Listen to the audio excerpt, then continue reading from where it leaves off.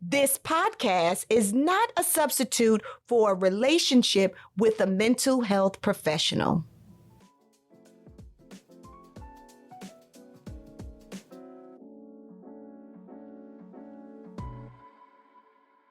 Hey, family. I am so happy to be here again with you on this episode. I'm so happy to be here again. So, today I am here to encourage you and to empower you in your life because I want you to live a great life and to find quality of that great life, quality of life. So today I am going to teach you a little bit about anxiety, a little bit about anxiety. And I always say a little bit because I want to give you just enough so that you are educated, but not overwhelmed.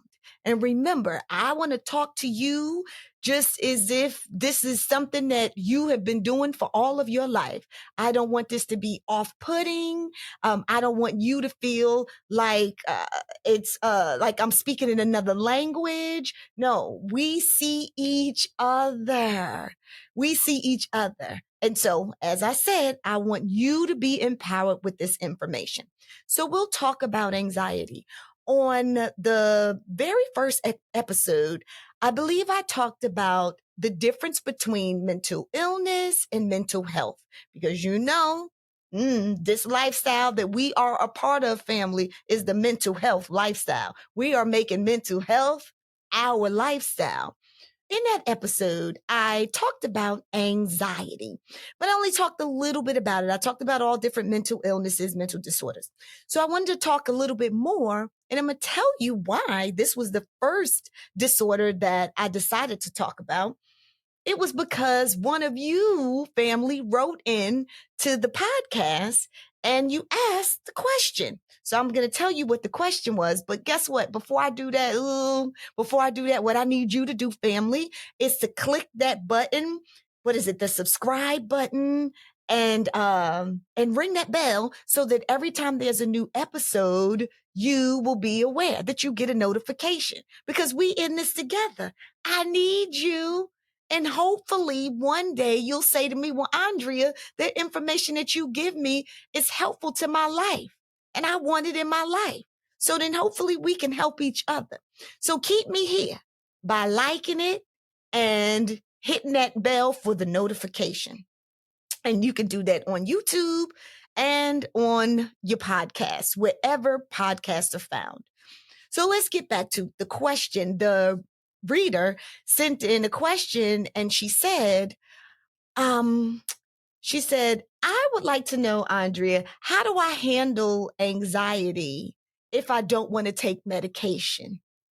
Ooh, I loved it. I'm saying, I'm making that noise because I love it. I love it when you're engaged and you ask me questions. And let me just tell this to you. If you have any other questions that you want me to answer, please email the podcast, MHIAL podcast @gmail.com.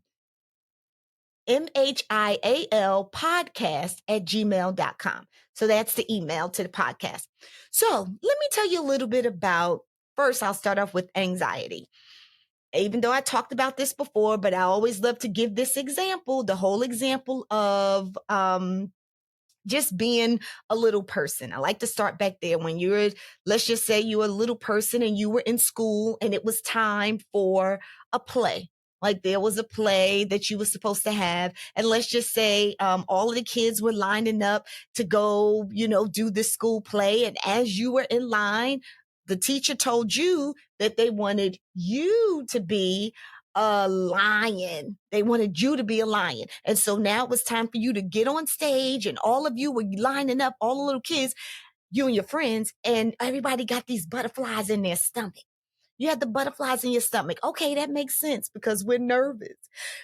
That means that you guys were anxious, which is normal. So I just need to let you know that anxiety is normal, that every single human being has anxiety. Anxiety. But there's a normal range and an abnormal range of anxiety. Okay. And we're going to kind of talk about that. So let's just say everybody's in line. Everybody gets the butterflies. Oh my God, we nervous. Got to get up on stage. Ooh, I don't know what's going to happen. And then you have all of these fears in your head. So you may have a fear like, oh my God, the stage is going to fall in when I get up there. Oh my goodness, they're going to laugh at me when I get up there. Oh, they're going to make fun of me. Oh, they're going to hit me in the head with apples when I get up there. So you're just nervous. Your mind just goes, oh, I'm going to forget how to roar like a lion when I get out there. So these are all the fears that are going on in your head. It may be the little kids next to you and the little kids behind you. But then what happens is you get out on stage, and as you start to perform and you stand up and you get ready to start doing your whole lion thing, as you start to do it and you get ready to roar, but you're nervous, and you start to notice that everybody in the audience is smiling, and your friend's sister and cousin, they winking at you. And then you got the other person over here, your neighbor, they have a camera. Not a camera, I'm going to say it's a cell phone nowadays, and they're recording you, and people are standing up trying to see. And so then you realize that all of those fears that you had about being hit in the head, at people throwing stuff at you and people laughing at you, were irrational. They were out of proportion with the task that was going on today. They were irrational fears. So your brain starts to work it out and realize those were irrational fears. I can stop fearing that. And when you let those things go, this is just what your brain does, because your brain is miraculous. Then that anxiety goes right back down to nowhere. And then when the teacher points at you, child, to do that raw, you know, you do the loudest, rawest possible. You turn out to be the best tiger, Tony the tiger, that there ever was. Okay. Because the anxiety and the fear just went away when you realized that you weren't in danger. Okay. So now we can take that example and we'll go a little bit further. Because although your anxiety went down, there may have been another kid or maybe two in the classroom that, although they realized that they didn't, that the floor didn't fall in, that they didn't get hit in the head with apples, that people weren't laughing at them, but they realized all of that so that their fears didn't come to fruition. And yet still, when they're walking off the stage, the whole time they were up there and as they're exiting, they are still feeling the same amount of anxiety than they did before they went on stage. Oh, okay. So now, this is, let's just say, the difference between someone that has a biological predisposition to have higher anxiety. That's all. They just wired in the way. Some of us are wired, built, DNA, built genetically to have higher anxiety than others. Just that simple. Just like some of us, there's a predisposition, a genetic predisposition to have higher cholesterol than others, or a genetic predisposition to have higher diabetes. It's just in our genes. So some of us, that's just how we made up. We're wired to have higher anxiety than others. So when people come into my office, I like to explain that to them. First of all, normalize it. Everybody has anxiety. However, some of us are wired to have higher anxiety than others. And when you know that, then now, yeah, you're in a powerful place, because I'm here to let you know that you can do something about it, that there is help, and I'm getting ready to help you today. So, for someone who has really high anxiety, and usually what this could look like is a sense of feeling, restless, always feeling restless. And usually, let me say this to you, there's a precipitating event. There's something that's happening, or a thought that just occurred. There's usually something that just happened, or something that we had just thought about, that all of a sudden activates our sympathetic nervous system. It's our nervous system. So it activates it, and it says, and somewhere in that brain it says, danger, danger. Just imagine just red lights, danger, danger. And this just could come from a thought or something that maybe somebody saw. Just a little thought or something, an event that just happened that you were caught up in. And so all of a sudden in your mind, danger, danger, right? This is red lights. I'm just imagining your mind. And then your body just starts to move and pucker and move and pucker and pucker. And then as it starts to move and generate, then all of a sudden you start to feel restless. And you have an increased heart rate. Some people have an increased heart rate. Some people start to breathe rapidly, right? Some people start sweating. You start having sweats and you can't control your sweats, right? And then you start to feel fear, just this intense fear. Although we'll talk about it because some of the fear can be rational. So remember, if we went back to the kids when they were getting ready to get on stage, you could be laughed at, so it is a fear and it will come up if, let's just say, you were laughed at before, because our brain is so powerful that it will store that memory. And anything that looks like you're getting ready to be in that same situation, any situation that you're in where it looks like you're about to be in that same situation, it will trigger that sympathetic nervous system and the brain goes, danger, danger, danger, right? And you start feeling these symptoms. Sometimes you have trouble concentrating. You cannot concentrate, can't concentrate at all. And let me just let you know that you can also have gastrointestinal problems. If you ever think about maybe performing one of those little kids or later in life, if you needed to perform, but we'll go back to that. We'll go back to that example. I was going to relate that example to if you're working and you have to do a presentation. And I don't know if you've experienced this, but one time, you all of a sudden have to go to the bathroom, you all of a sudden have to poo all of a sudden. Yeah, because there's a direct connection from your brain to your stomach and from your stomach to your brain. It actually reacts. So anywho, those are symptoms of having high anxiety, right? So now, first we normalize that everyone has anxiety, but then also that some people have a genetic predisposition to have higher anxiety than others. And then I talk to you about the different symptoms of having anxiety, okay? So just making sure that all of you guys are with me. And having anxiety can really interfere with your daily activities to the point to where you wouldn't even want to engage in some of these daily activities because of fear or the amount of anxiety, especially if you have issues with your stomach. Then you feel, I better not go because I just don't know when it's going to come, when it's going to burst. So it really can impede on your functioning and interfere with daily activities. So that is the truth.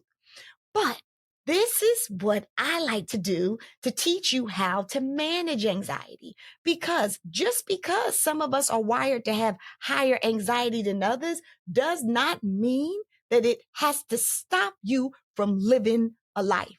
And it doesn't have to stop you or rob you of quality of life. Because remember, that's what you're going to learn here, how to expand on your quality of life. So I like to teach you, and you, my family, and my clients, my families too. But I like to teach you, I want you to imagine a scale. So if you can imagine a scale, and at the top of the scale, let's just say up here, we'll start this off. This is the anxiety scale. And at the top of the scale, this is a 10. So up here, you got panic. And then at the bottom of the scale, this is a 0. And down here, you're at calm and peace. Just calm and peace. So of course, wouldn't the goal be in life to just live life at calm and peace?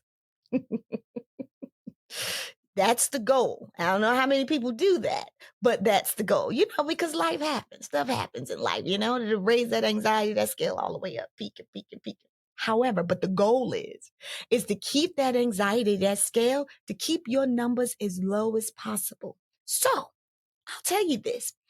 If you're wired to have higher anxiety because of the genetic predisposition, meaning either your mother has high anxiety or your father has high anxiety, then that came from either their mother or their father. It's kind of passed down in the genes.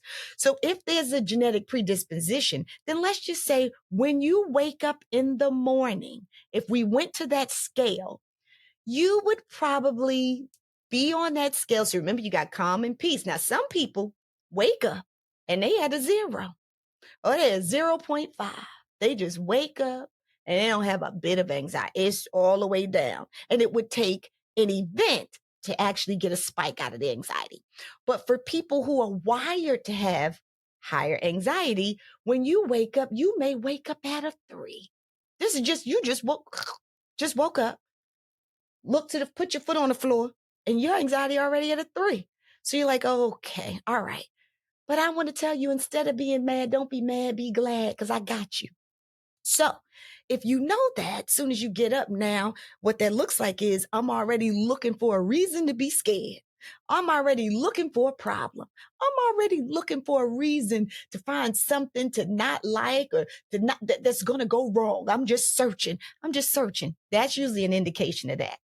So then what you do is, and I need you to hear me on this, you go reaching for your phone. You go reaching for your cell phone, and you picking up your cell phone, and now you go to Instagram, TikTok, where all these social media apps, and you start comparing yourself to other people. And now that anxiety is now, where is it? It started at 3 when you opened your eyes.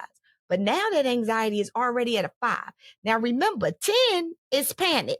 Okay, so come with me on this. So now you're scrolling and now okay, I better get off of here because now my chest is hurting. It's starting to sweat. Okay, so now you get off the Instagram or the TikTok or whatever it is, Facebook, whatever you on, because you was comparing yourself. Okay, now, so you put that down, thank God. So now you at a 5. Okay, now you got to get up. So then you go to put your feet on the floor, but then you realize, oh my goodness, I'm about to go into this office today, or I'm about to log in and I probably need to see, did I get an email this morning from my boss or my counterpart? So you go to your email. Now you just woke up, not even 6 minutes ago. Okay. So you go, now you're looking in your email and now you got all of these emails and now your mind is just going pew, pew, pew, pew. The mind, them red lights coming on in there. The red lights is coming on. Panic, panic. The lights coming on.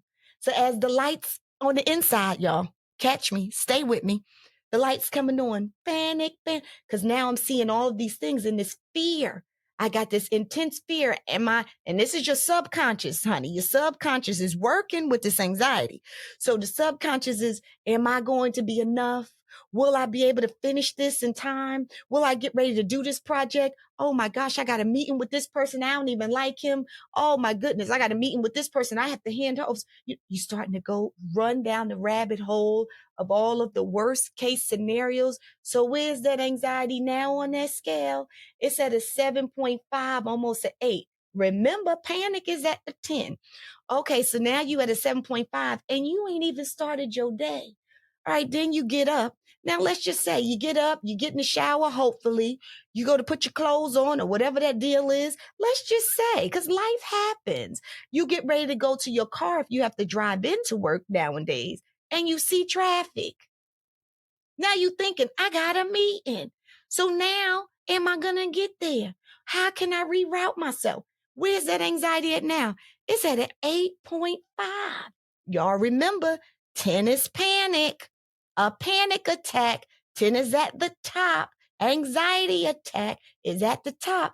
So now, what do? Oh my God, I'm at an 8.5. Or let's just say you stayed home. When you stayed home and you went to log on, something went wrong with the internet. Because Miss Paula in 12B, she used the internet and got her nieces and her grandmothers, and then Ralph over in 13C, he's using, so all your internet is messed up and you can't even sign on and the meeting's about to start. So whichever way, you still at an 8.5, almost hitting on 9. So then all of a sudden, I'm just going to say you in the car almost going to work and somebody cuts you off because life happens. You remember I told you life happens, right? So somebody cut you off. But where's your anxiety on that scale? Now you at a 9, you almost hitting panic attack. So no wonder when you get into the office finally and somebody steps on your shoe, you sweating, you can't breathe, you having a full-blown panic attack. That's how it works, y'all. So this is the goal, and this is what I'm going to teach you, is how to keep that anxiety low. The goal is to keep your anxiety on that scale under a 4. I wouldn't care if you do have a genetic predisposition to have higher anxiety and you wake up at a 3. We're going to do some work, do some readjustment to get that number down. And even if you woke up at a 3, we still ain't going above a 4. Okay, boo? Because I got you. So now, here are 4 things that you can do when you start to feel panic. And I want you to do this stuff regularly. You have to be proactive. You got to get in front of any kind of mental health concerns. Get in front of it. Don't be reactive. Be proactive. However, the skills that I teach you, you can use them when you're reactive too. And then you're going to set your pre-activation. You got me? Because pretty much what I'm going to teach you how to do is to activate your parasympathetic nervous system. That's your calm. That is your peace. That's that 0 at the bottom, 0.5, your parasympathetic nervous system. And you can do that by number 1, deep breathing. Deep breathing. So people think it's woo-woo. Oh, and it's something that only monks do. Lies, lies, lies. You sit yourself still and you ground yourself. You put your phones away, any type of stimulants, TV away, and you sit still and quiet and ground yourself with deep breathing, concentrating on breath, not shallow breath. Shallow is, deep is.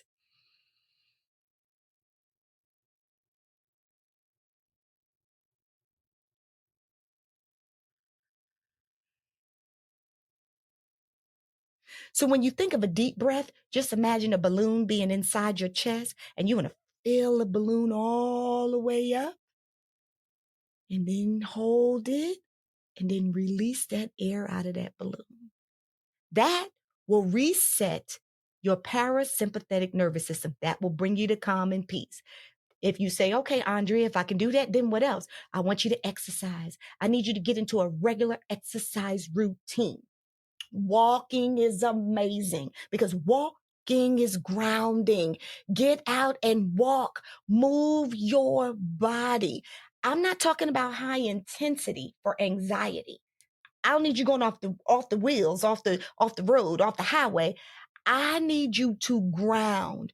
And grounding is a great walk, a nice paced walk, because then you start to feel the ground up under your feet, and your subconscious can tell your anxiety that we safe. Like we good. I feel grounded. I feel safe. I don't feel like I'm lost and I don't have any control. I feel like I'm in control. And then another thing that you can do is, this is number 3, is you're going to do the 5-5-5s.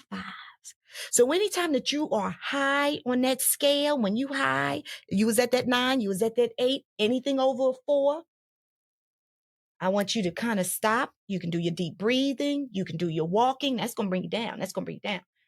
But sometimes when you're really high, you may need to have a jolt. And a jolt is the 5-5-5. And I love the 5-5-5. 5-5-5 is, I need you to find 5 things that you can smell that's around you, 5 things that you can see, and 5 things that you can touch. And when you identify the 5 things that you can actually smell, take your time, be present, and smell them one by one. Identify everything that you can smell. Like this amazing candle. It's my candles. You can get it at my website, awisebrown.com. Ooh, it burns clean. Slice of happiness makes me so happy. I could smell all the notes, but I digress. Let me come back to you. So you want to identify all of the smells that you can smell. 5 things. Then 5 things that you can see. If it's a tree, the type of tree. What do the branches look like on a tree? What does the leaves look like? I want you to examine 5 things on a tree, and then I want you to find 5 things that you can touch. And you feel them and engage with them. And whatever those fears are, the things that your subconscious keeps telling you about what we need to fear, anxiety and what we need to fear. You engage in the feeling of all of those things, of 5 things. The smelling, remember that? And then the things that you're seeing, all 5 of them. That's going to ground you because it's going to bring you to the present moment, the present moment. And that's why meditation is so great. Meditation. And you can do meditation, which is really about your deep grounding breathing, those deep breathing, which is what I told you in number 1. That still brings you to meditation. It brings you to the present moment. And then the last thing I'm going to talk to you about is reality testing. I need you to stop and ask yourself, when you have those fears. So let's go back to, I don't know, one of those emails that you received. Remember when you were at the side of your bed, when the anxiety started going up and you saw an email that you needed to meet with somebody and the fear was telling you, anxiety was whispering to your subconscious, oh my God, you're going to mess this up. Oh my gosh, they're not going to be pleased with you. Oh my gosh. Then you stop it and you do reality test. Let me reality test this. Is this real? You say to yourself, do I know that fear to be 100% true? Do I know it to be 100% true? And if I don't, maybe it's 60 or 70, then I'm not entertaining it because it's not a fact. See, I love the fact check. I live for facts, honey. Yeah, I live for facts. So you do some fact checking, which is reality testing. Do I know that fear to be 100% true? Talk to yourself. It's okay. It's healthy. And then when you say, no, I don't, not really. Why am I entertaining that? It's not a fact. So I'm going to let it go. I am choosing to let it go. Okay, y'all. So there you go. I was here today just to kind of tell you a little bit about anxiety and how you can handle anxiety without taking medication. I'm going to go back over them. Gave you 4 things. Number 1, I said deep breathing. Deep breathing, which is also can be seen as meditation, but deep breathing because you want to activate your parasympathetic nervous system. Number 2, I want you to exercise regularly, grounding, some good, nice pace walking. Number 3 is the 5-5-5. Please, y'all, do that 5-5-5. It works. I promise you it works. And then number 4 is reality testing. Do I know that to be 100% true? Because if I don't, boo, I'm not thinking of that. I'm letting it go. All right, y'all. So there you go. Those are your tools to keeping yourself healthy and to keeping that anxiety down where? Low, down low. We want to keep it in a healthy space on the scale. Keep it under 4. And I want to say this. It is okay to also take anti-anxiety medication. There is nothing wrong with resetting your neurotransmitters with anti-anxiety medication. And let me tell you something. If you're prescribed the medication, sometimes you can prescribe medication that you will take every day, which is slow release. It has a slow release, so it kind of helps you and keeps you on that low on that scale every day throughout the day. You can take a pill every day if your doctor prescribes it. And then if you don't want to do that, let's just say you don't really need it every day, you would say, well, what I really need it for is in certain moments when I feel overwhelmed and don't know what to do and I feel like I'm panicking and I don't want to panic. That's when you can be prescribed the medication that you would just take PRN as needed. Yeah, but we're not going to poop on anti-anxiety medications because they do work and they do change lives. I know plenty of professionals, millionaires billionaires who take anti-anxiety medication, C-suiters, and they're doing well and they have high performance. So don't poo on anti-anxiety medication. But in addition with the medication, you also have these skills here that I provided for you. You hear me? So there are so many ways to get to where it is that you want to go. So we're not pooing on either way, but all of these things together is what you can use to keep your mind healthy and strong and ward off anxiety. All right, my loves, I'm so happy to meet with you again here today. I'm proud that you just keep showing up. And listen, if you have any questions that you want to send to me, remember you can email them to MHIAL podcast at gmail.com, MHIAL podcast at gmail.com.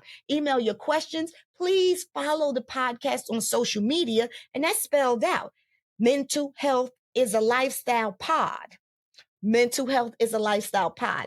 And if you want to find me, everything A Wise-Brown.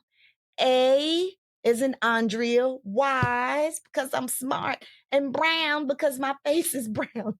AWISEBROWN. All right, my loves, you guys have a fantastic day, and I will see you on the next episode of Mental Health is a Lifestyle podcast with your girl, Andrea Wise-Brown.